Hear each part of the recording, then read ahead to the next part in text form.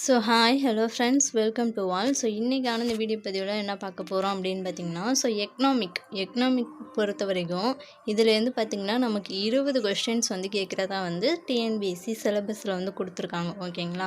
So அந்த 20 கொஸ்டினுக்கு நம்ம எப்படி படித்தா நம்ம 20 கொஸ்டினுக்கு ஒரு 18-19 கொஸ்டின் வந்து ஈஸியாக ஆன்சர் பண்ணலாம் அப்படிங்கிறத பற்றி தான் இந்த வீடியோவில் பார்க்க போகிறோம். அதே மாதிரி இந்த எக்கனாமிக்கில் நீங்கள் எந்தெந்த லெசன் படிக்கணும் அப்படிங்கிறதையும் இந்த வீடியோவில் டீட்டெயிலாக பார்க்க போகிறேன். ஓகேங்களா? ஸோ நீங்கள் எல்லாத்தையும் படிக்க முடியலைன்னாலும் அட்லீஸ்ட் நான் சொல்கிறேன் இந்த லெசன்ஸை மட்டும் படித்தாலே போதுமானதுங்க. இதுலேருந்து தான் அதிகமான கொஷின்ஸ் வந்து கேட்பாங்க. ஸோ இப்போ வாங்க அது என்னென்ன லெசன் அப்படிங்கிறத பார்க்கலாம். ஸோ ஃபஸ்ட்டு பார்த்திங்கன்னா 11th எக்கனாமிக் இருக்கு இல்லையா? ஸோ அதில் வந்து ஒரு 5 லெசன் வந்து கண்டிப்பாக படித்தே ஆகணும்.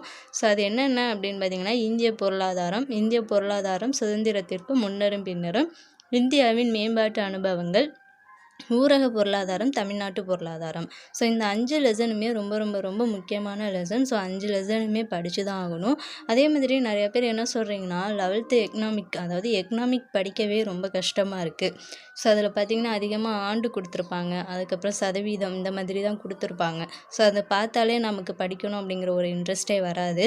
அதே மாதிரி பார்த்திங்கன்னா அதில் பேஜ் அப்படிங்கிறத பொறுத்த வரைக்கும் அது அதிகமாக தான் இருக்கும். ஓகேங்களா?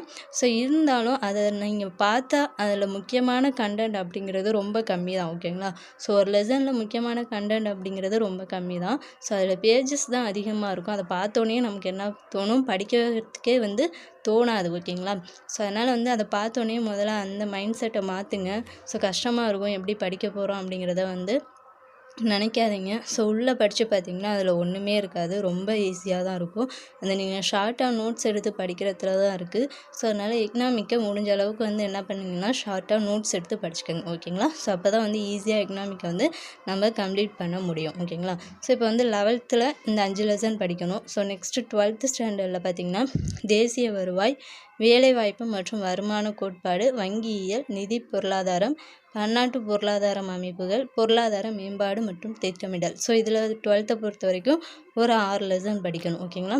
ஸோ அதுக்கப்புறம் 11th பாலிட்டி, 12th பாலிட்டியில் ஒரு லெசன் இருக்குது. ஸோ எதுக்காக பாலிட்டியை வந்து இதில் திணிக்கிறீங்க அப்படின்னு சொல்லிட்டு நிறைய பேருக்கு டவுட் இருக்கும். ஸோ சிலபஸை எடுத்து பாருங்கள். ஸோ அதில் பார்த்திங்கன்னா இந்த 2 டாப்பிக்குமே கொடுத்துருப்பாங்க. ஓகேங்களா? ஸோ அதனால் வந்து நம்ம இந்த எக்கனாமிக்கில் இந்த 11th பாலிட்டி, 12th பாலிட்டியில் இந்த சமூக நீதியும் திட்டமிடுதல் வளர்ச்சி அரசியலும் இதை வந்து படித்து தான் ஆகணும்.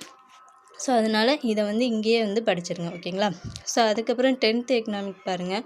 மொத்த உள்நாட்டு உற்பத்தி, அதன் வளர்ச்சி, உலகமயமாதல் மற்றும் வர்த்தகம், அரசாங்கமும் வரிகளும், உணவு பாதுகாப்பு மற்றும் ஊட்டச்சத்து, தமிழ்நாடு இயற்கை பிரிவுகள், தமிழ்நாடு மானிட புவியியல், தமிழ்நாட்டின் தொழில்துறை தொகுப்புகள். ஸோ இதில் 10th பொறுத்த வரைக்கும் ஒரு 7 லெசன் இருக்குது. ஸோ 7 லெசனுமே ரொம்ப முக்கியமான லெசன் தான். ஸோ அதனால் எல்லாத்தையுமே வந்து படிச்சிருங்க. அதே மாதிரி 9th பார்த்திங்கன்னா மேம்பாட்டை அறிவோம், இந்தியா மற்றும் தமிழ்நாட்டில் வேலைவாய்ப்பு, பணம் மற்றும் கடன், தமிழகத்தில் வேளாண்மை, இடம்பெயர்தல். ஸோ இதில் பார்த்திங்கன்னா ஒரு 5 லெசன் இருக்கும். ஓகேங்களா? ஸோ அந்த 5 லெசனும் படிக்கணும். அதே மாதிரி 8th ஒரு 2 லெசன், பணம் சேமிப்பு மற்றும் முதலீடு, பொது மற்றும் தனியார் துறைகள். ஓகேங்களா? ஸோ நீங்கள் 8th வரைக்கும் உள்ள எல்லா லெசனுமே நல்லா படிச்சிருங்க. 7th 6th சும்மா நீங்கள் கொஞ்சம் ரீட் பண்ணாலே போதுமானதான். அதில் அதிகமான கண்டென்ட் இருக்காது. பட் 8th வரைக்கும் என்ன பண்ணணும்னா நல்லா படித்து தான் ஆகணும். அதுலேயும் 11th 12th ரொம்ப முக்கியம். ஸோ அதனால் வந்து அதை மட்டும் விட்டுறாதீங்க, அதை ஃபுல்லாக படிச்சிருங்க. நோட்ஸ் எடுத்து வச்சுக்கோங்க. அப்போ தான் எக்ஸாம் அப்போ என்ன ஆகும்னா ரிவிஷனுக்கு ரொம்ப யூஸ்ஃபுல்லாக இருக்கும். ஓகேங்களா? ஸோ இதில் டோட்டலாக பார்த்திங்கன்னா 6th 11th 12th to 6th வரைக்கும் வந்து உங்களுக்கு ஒரு 30 லெசன் இருக்கும். இந்த 30 லெசனை படிச்சிங்கனாலே 20 கொஷின் நீங்கள் கண்டிப்பாக ஒரு 18 கொஷின் 19 கொஷின் ஈஸியாக ஆன்சர் பண்ணலாம். ஓகேங்களா? ஸோ அதனால் வந்து இந்த 30 லெசனையும் முதல்ல நோட்ஸ் எடுத்து படிக்க ஸ்டார்ட் பண்ணுங்கள். அதே மாதிரி ஒவ்வொரு லெசனுக்கும் நான் இன்னும் நல்லாவே ஷார்ட்டாக உங்களுக்கு நல்லா புரிகிற மாதிரி நோட்ஸ் கொடுக்குறேன். ஓகேங்களா? ஸோ அதனால் வந்து யாரும் பயப்பட வேண்டாம். எக்கனாமிக் படிக்கவே கஷ்டமாக இருக்குது அப்படின்னு யாரும் நினைக்க வேண்டாம். ஸோ நோட்ஸ் எடுத்தாலே ஈஸியாகவும் நீங்கள் படித்து முடிச்சிடலாம். ஓகேங்களா? ஸோ நோட்ஸ் எடுக்க டைம் எடுக்கும் தான். அதனால் வந்து நோட்ஸ் எடுக்கிறதுக்கு டைம் எடுக்குது, இதனால் நம்ம இதை படிக்க வேண்டாம் அப்படின்னு யாரும் விட்டுட்டு போயிடாதீங்க. ஸோ எல்லோரும் படிங்க, படித்தா தான் ஃபுல் மார்க் எடுக்க முடியும். ஸோ அதனால் வந்து எல்லோரும் படிங்க. இந்த லெசன் எல்லாத்தையுமே நோட் பண்ணிக்கோங்க. 30 லெசன் இருக்குது. இந்த 30 லெசனையும் நோட் பண்ணி படிக்க ஸ்டார்ட் பண்ணிடுங்க. ஓகேங்களா? ஸோ 20 மார்க்கை நம்ம வந்து விட்டுறக்கூடாது. ஸோ அதனால் வந்து எல்லோரும் படிக்க ஸ்டார்ட் பண்ணுங்கள். ஓகேங்களா? ஸோ இந்த வீடியோ வந்து உங்களுக்கு யூஸ்ஃபுல்லாக இருந்துச்சுன்னா இந்த வீடியோவுக்கு லைக் பண்ணிவிட்டு மறக்காமல் நம்ம சேனலை சப்ஸ்கிரைப் பண்ணிக்கோங்க. Thank you to all.